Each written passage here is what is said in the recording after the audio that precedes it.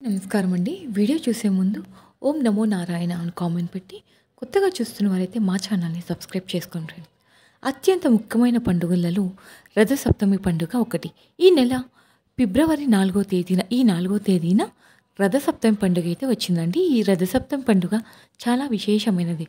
ఎందుకంటే ఈ రథసప్తమి పండుగ రోజున సూర్య భగవానుడు జన్మించాడు కాబట్టి ఎవరి జాతకంలో అయితే సూర్యుడు బలంగా ఉంటాడో అలాంటి వారు ఖచ్చితంగా ధనవంతుడు అవుతారు. జీవితంలో గొప్ప స్థాయికి ఎదుగుతారనమాట. కాబట్టి ఇంతటి శక్తివంతమైన రథసప్తమి రోజున అంటే సూర్యుడు జన్మించిన రోజున కొన్ని శక్తివంతమైన పరిహారాలు పాటించడం ద్వారా మనం జాతకంలో సూర్యుడు బలపడి మీ ఇంటికి అఖండ రాజయోగం అనేది సిద్ధిస్తుంది. త్వరలోనే మంచి రోజులు అనేవి ప్రారంభమవుతాయి. రథసప్తమి పూజా విధానం అలాగే పాటించాల్సిన శక్తివంతమైన పరిహారాల గురించి ఈ వీడియోలో తెలుసుకుందామండి. ముందుగా అయితే ఈ వీడియోకి ఒక లైక్ చేయండి, మా ఛానల్ని సబ్స్క్రైబ్ చేసుకోండి. లైక్ కొట్టడం మాత్రం అసలు మర్చిపోకండి. ఈ నెల 4వ తేదీన రథసప్తమి పండుగ అయితే వచ్చింది కదా. సంవత్సరానికి ఒకసారి మాత్రమే ఈ రథసప్తమి వస్తుంది. ఇంతటి పవిత్రమైన రథసప్తమి రోజున కొన్ని పరిహారాలు పాటించడం ద్వారా ఎంతోమంది ధనవంతులయ్యారని, ఆకస్మిక ధనలాభం వరించిందని పురాణాలు అయితే చెబుతున్నాయి. కాబట్టి సూర్యుడు జన్మించిన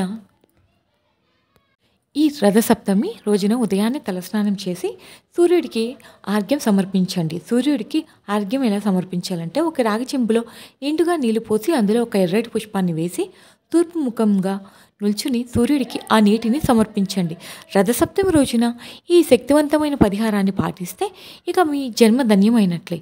మీ జీవితంలో ఉన్న అష్టదరిద్రాలన్నీ తొలగిపోయి మీ కుటుంబానికి అష్టైశ్వర్యాలు చేకూరుతాయి. అన్నిటికంటే ముఖ్యంగా ఈ రథసప్తమి రోజున స్నానం చేసేటప్పుడు నీటిలో జిల్లేడు ఆకును వేసి తలస్నానం చేయండి. ఇలా చేయడం ద్వారా అనారోగ్య సమస్యలు అనేవి తొలగిపోతాయి. మంచి ఆరోగ్యం అనేది సిద్ధిస్తుంది. జాతక దోషాలన్నీ తొలగిపోతాయి.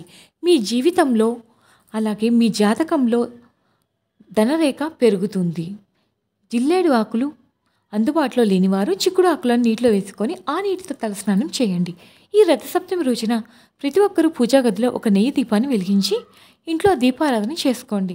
రథసప్తమి రోజున చేసే పూజలకు రెట్టింపు పుణ్య ఫలితం అయితే లభిస్తుంది. కాబట్టి ఇంతటి విశేషమైన రథసప్తమి రోజున ప్రతి ఒక్కరూ ఇంట్లో దీపారాధన చేసుకోండి.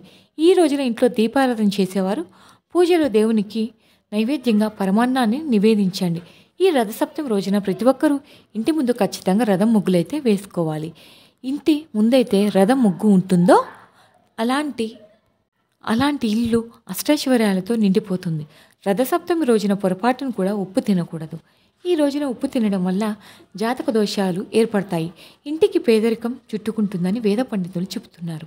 ఈ రథసప్తమి రోజున ప్రతి ఒక్కరూ సూర్యుడికి నమస్కారాలు చేసుకోవాలి. సప్తమి రోజున సూర్య నమస్కారాలు చేయడం ద్వారా ఊహించలేనంత ఐశ్వర్యం మీ కుటుంబానికి వరిస్తుంది. సూర్యుని ఆశీర్వాదంతో మీ ఇంటికి మంచి రోజులు ప్రారంభం అవుతాయి. ఈ రథసప్తమి రోజున ఏది చేసినా చేయకపోయినా రావి చెట్టును పూజించడం మాత్రం అస్సలు మర్చిపోకండి. రావి చెట్టులో ముక్కోటి దేవతలు కొలువై ఉంటారు. కాబట్టి ఇంతటి శక్తివంతమైన రథసప్తమి రోజున రావి చెట్టును ముట్టుకొని రావి చెట్టుకు ప్రదక్షిణ చేస్తే జన్మజన్మాల పాపాలు అన్నీ ఈ రోజున పోతాయన్నమాట. ఎట్టి పరిస్థితుల్లో ఆలస్యంగా మాత్రం నిద్రలేవకూడదు. తెల్లవారుజామునే నిద్రలేచి సూర్య నమస్కారాలు చేసుకోవాలి.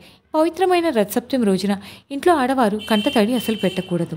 ఈ రోజున ఆడవారు కంటతడి పెడితే మీ ఇంట్లో సంపద నిలవదు, కటిక పేదరికం అనుభవిస్తారు. ఈ రోజున ఎవరికి అప్పు అన్నది ఇవ్వకూడదు, అలాగే అప్పు తినకూడదు, అలాగే ఉప్పు తినకూడదు. ఇలా చేయడం వల్ల అనారోగ్య సమస్యలు ఏర్పడతాయి. రథసప్తమి రోజున స్త్రీలు ఉపవాసం ఉంటే మీ ఇంటికి చాలా మంచి జరుగుతుంది. రథసప్తమి రోజున స్త్రీలు పొరపాటును కూడా జుట్టు విరబోసుకొని ఉండకూడదు. అలా ఉంటే మాత్రం మీ ఇంట్లో దరిద్ర దేవత వచ్చి కూర్చుంటుంది. ఈ రోజున రాహుకాలంలో స్నానం చేయకూడదు. ఇక విపరీతమైన అప్పుల సమస్యలతో బాధపడేవారు రథసప్తమి రోజున శివాలయానికి వెళ్ళి శివాలయంలో ఒక ఆవు దీపాన్ని వెలిగించండి. అప్పుల సమస్యలన్నీ క్రమక్రమంగా తొలగిపోయి డబ్బు సమస్యలు రాకుండా ఉంటాయి.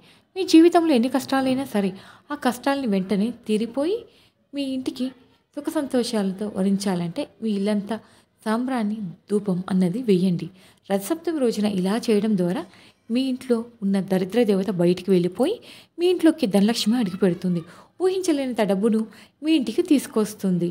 ఈ రోజున చేసే దానాలకు అలాగే విశేషమైన పుణ్య ఫలితం అయితే లభిస్తుంది. కాబట్టి మీ స్తోమతను బట్టి ఎవరైనా పేదవారికి దానం అయితే చేయండి.